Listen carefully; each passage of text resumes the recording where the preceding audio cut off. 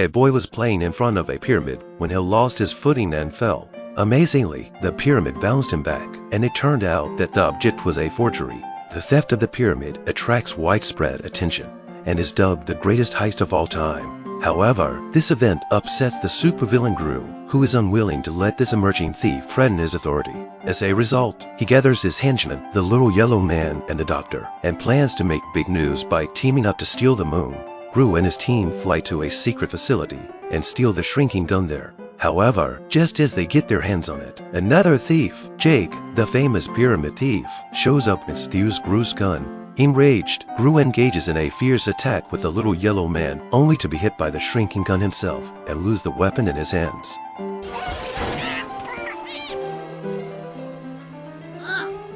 He tries to steal the gun back outside Jake's house, but his opponent's defenses are too strong. No matter what strategy he tries, he gets bitten by a shark or blown out of the gun. After becoming exhausted, Gru almost gives up hope. However, that's when he sees three little girls from the orphanage selling cookies walk into Jake's house. It turns out that Jake likes cookies, so Gru had a plan and asked the doctor to make some cookie robots. Then he went to the orphanage and adopted the three little girls, intending to use them to sneak the spy robots into his rival's home. Gru successfully uses the daughters to get his robots into Jake's house. The robots snuck into the vault while the opponent was paying and burned a big hole in it. Gru and the little yellow man take advantage of the opportunity to enter and are just about to steal the shrinking gun when they realize that the big hole has been welded shut again. Gru is furious, and seeing that he's about to be discovered by Jake, he rushes to hide in a ventilation duct with the little yellow man. They fall through the ventilation duct and attract the attention of a shark. The shark begins to crash into the fish tank, snapping Jake's popcorn box over the other man's head. Gru immediately flees the scene, driving the girls back quickly.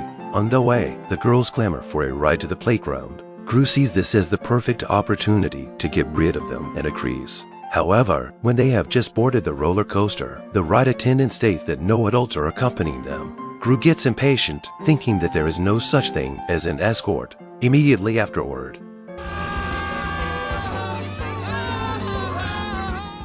Gru also had a lot of fun, and the girls started target shooting games. However, whenever a target is hit, the boss demands that the target be knocked down in order to get a prize. This upsets Gru a bit, as the prize is just a piece of iron, making it hard for him to knock down. He pulls out a supersized gun and smashes through the store door with a bang. The girls are thrilled and thank Gru by hugging their toys. This is the first time Gru smiles. He gets along with the girls and everyone has a good time. Gru then took them back home as they were.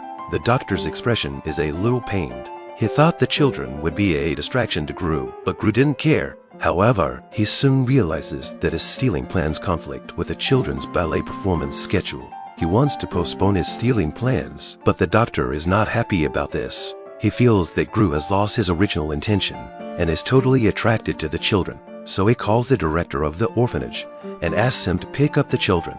For a while, Gru, the girls and the little yellow people feel very sad, but for the sake of his career, Gru sticks to the theft plan. He took a spaceship to the surface of the moon.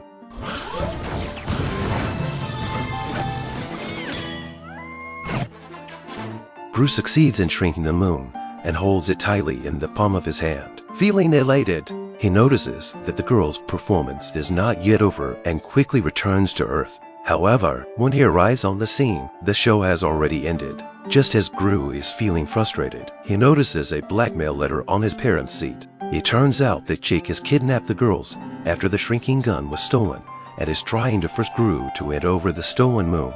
In order to keep the girls safe, Gru is forced to travel to Jake's residence and dutifully hand over the moon. However, Jake suddenly goes rogue and refuses to release the girls. He fires a cannonball to attack Gru. At this moment, Gru only has the thought of saving the girls in his mind. He shows great strength and skillfully dodges the cannonball, allowing it to blow up the door.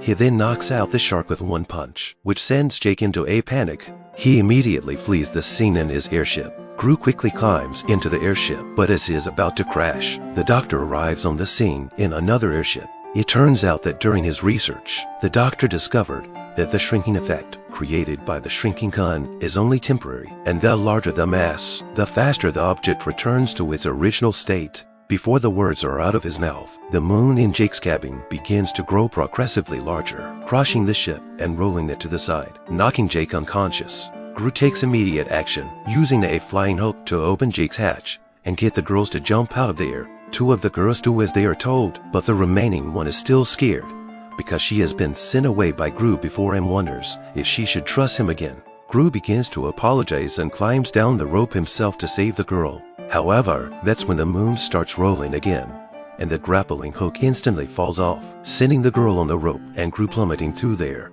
At the critical moment, the little yellow men come to the rescue, and they link up and succeed in saving the boss and the girls. On the other hand, the moon reaches the limit of its explosion, and Jake is catapulted back into the universe. Afterwards, as an apology, Gru throws a special dance party just for his daughters, with an audience full of little yellow men. He also reads the girls his old favorite bedtime story, and admits that he loves them very much. In the end, under the light of the moon, the super thief becomes a super dad for good.